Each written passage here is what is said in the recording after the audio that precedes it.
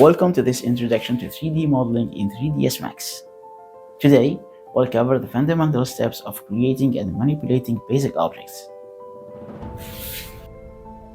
Every journey in 3ds Max begins here, in the command panel located on the right side of your screen. This is your central hub for creating, modifying, and animating objects. Under the Create tab, you'll find various categories of drawable elements. We'll start with geometry, specifically standard primitives. These are your fundamental shapes. Let's select the box tool.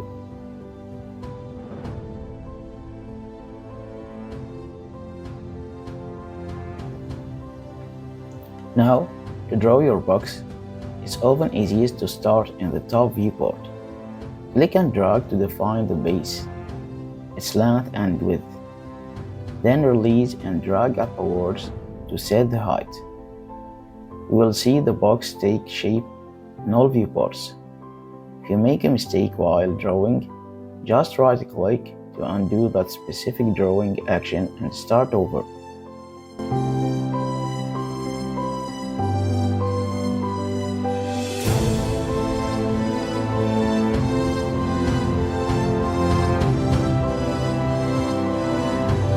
As you're drawing, take a look at the parameters section in the command panel. Here, you can precisely adjust the length, width, and height of your box in real time. This allows for immediate fine-tuning as you create your object.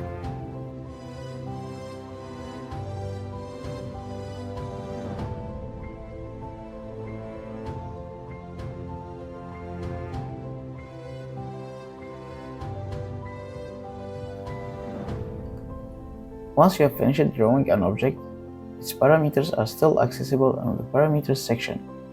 However, if you deselect the Creation tool or create another object, you will need to switch to the Modify tab in the command panel to make further adjustments to existing objects.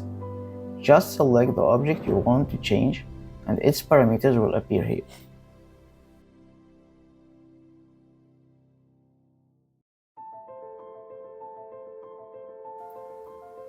Notice these little up and down arrows next to the numerical value. These are called spinners. They allow you to increment or decrement values. For faster adjustments, hold down the Control key while clicking a spinner. And a neat trick, if you ever want to reset a value to its default, simply right-click on its spinner.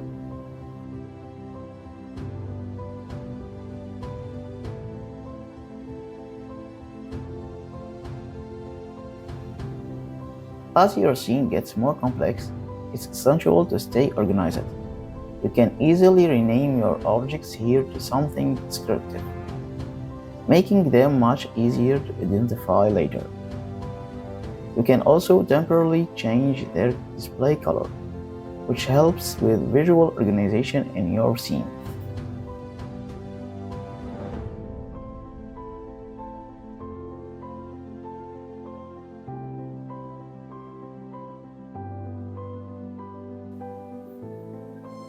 Now, let's talk about segments. These are subdivisions of your object, and they are crucial. Without segments, your object is just a solid block and cannot be deformed or sculpted later. You can add segments for the length, width, and height of your object. To visualize these segments, press F4 on your keyboard. This will toggle edge faces, showing you the wireframe of your object.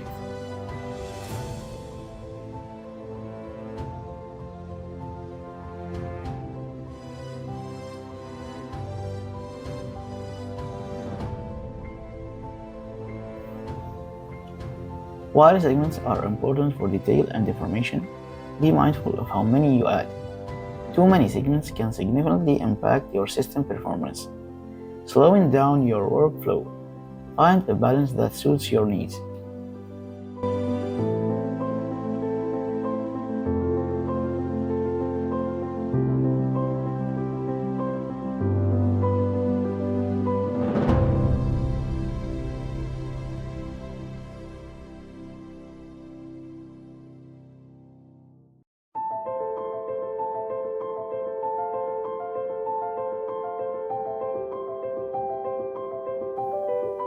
Sometimes we need absolute precision. That's where keyboard entry comes in. Instead of freehand drawing, you can directly input the exact coordinates for your object's origin and its precise dimensions. This ensures your objects are perfectly placed and sized right from the start.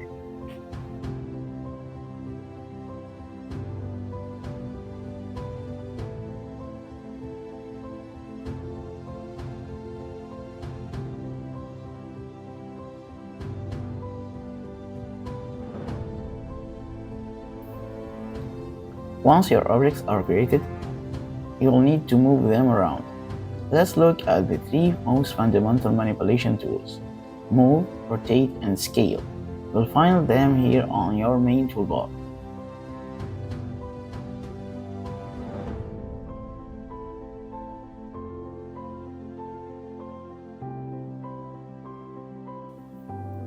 First, select the Move tool. When you select an object, you will see a gizmo with X, Y, and Z axes. You can click and drag on a specific axis to move the object along that axis, or drag on the squares between axes to move it along two planes simultaneously. Dragging the center of the gizmo moves it freely in all three dimensions.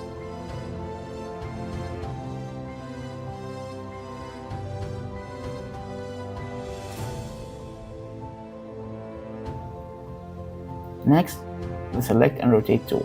This gizmo allows you to rotate your object around its X, Y, or Z axis. Simply click and drag on the desired ring to control the rotation.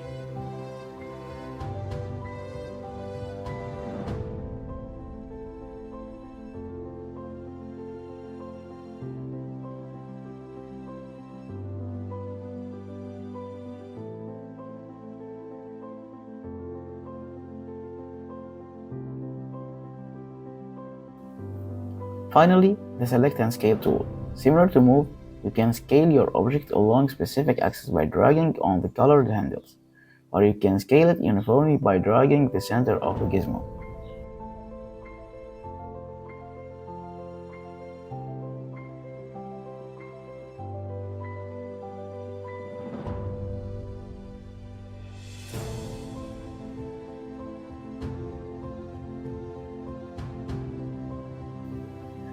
These basic shapes and manipulation tools are the fundamental building blocks for creating virtually anything you can imagine in 3D. Master these, and you will be well on your way to creating complex and intricate 3D models. Keep practicing, and happy modeling. If you found this video helpful, please give it a thumbs up, subscribe for more 3ds Max tutorials, and leave a comment below with any questions. Thank you for watching, and see you on the next video.